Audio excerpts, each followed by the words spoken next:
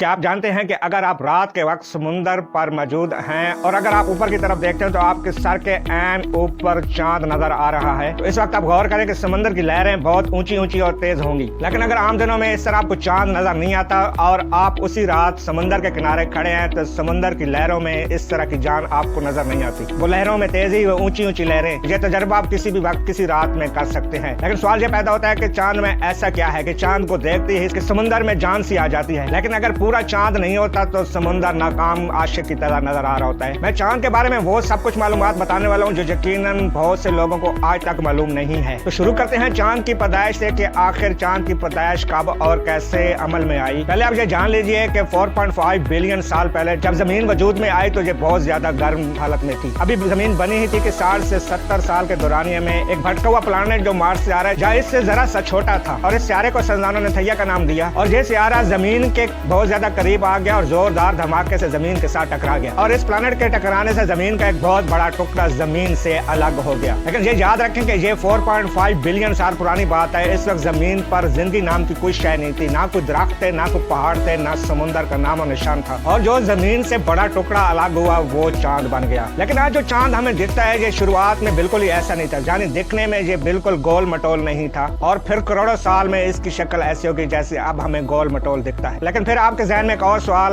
उठेगा कि अगर ये गोल मटोल है तो ये ऐसा क्यों है। इसकी बड़ी वजह है कि इसकी तरफ ग्रेविटी की कशिश है जिसने इसको पूरे कोनों से अपनी पूरी ताकत से खींचा हुआ है, क्योंकि ये एक मखसूस रोटेशन में घूम रहा है। इस रोटेशन और ग्रेविटी की वजह से इसको गोल होने में बहुत ज्यादा मदद मिली है और करोड़ों साल बाद अब ये हमें गोल मटोल शक्ल में नजर आ रहा है। लेकिन अब मुझे सवाल और पैदा होता है कि अगर इतना बड़ा जमीन से टुकड़ा अलग हुआ है तो जमीन पर इसका सबूत क्यों नहीं है, या जमीन पर कटा हुआ निशान कोई मौजूद है या नहीं है। इसकी बड़ी वजह है कि जब थैया प्लैनेट जमीन से टकराया तो जमीन उस वक्त गर्म हालत में थी। जब थैया प्लैनेट जमीन से टकराया तो जमीन और ज्यादा गर्म हो गई, तकरीबन पिघले हुए तांबे की शक्ल इख्तियार कर ली। करोड़ों साल बीतने के बाद जमीन ऐसा ऐसा ठंडी होती गई और इस पर जंगल पहाड़ समुंदर बनते गए और इसने अपनी ये गोल शक्ल इख्तियार कर ली और वो निशान जमीन से गायब हो गया। लेकिन एक ख्याल और भी किया जाता है कि पैसिफिक ओशन में गहरे पानी के समुंदर में जगह मौजूद है। अगर इसका पानी इस जगह से खुश्क किया जाए तो यहाँ पर एक गड़ा नजर आएगा जिसकी लंबाई और चौड़ाई हजारों फीट में है और साइंसदानों का ख्याल है कि समुंदर ने इस गड़े को फिर से भर दिया है। लेकिन ये गड़ा आज भी समुंदर के अंदर किसी हालत में मौजूद है और ये बात साबित होगी कि चांद जमीन से अलग होने से पहले जमीन इससे भी बहुत ज्यादा बड़ी थी। चांद जमीन से इतना छोटा है कि तकरीबन 50 चांद जमीन में फिट आ सकते हैं। तो सब्सक्राइब कीजिए मेरा चैनल ताकि हर आने वाली अच्छी वीडियो आप तक टाइम तक पहुंच सके और मेरी वीडियो को लाजमी शेयर कीजिएगा। मिलते हैं नेक्स्ट वीडियो।